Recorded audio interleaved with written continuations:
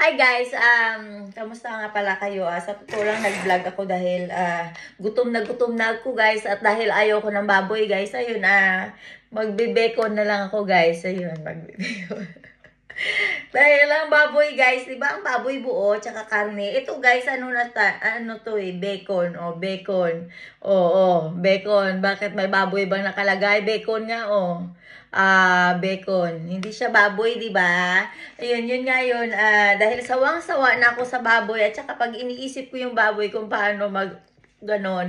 Ayun, dahil bacon naman to, ayun, hindi ko naiisipin ang baboy, ayun. At bago masira ang aking vlog, ayun guys, tatapusin ko na. Ako'y magpiprito, tapos na po. At mamaya, I'm gonna be right back, eating bacon without pork, yeah.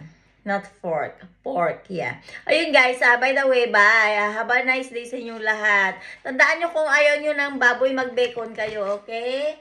Bacon is not a pig, yeah. It's a oink-oink, yeah. Bye-bye.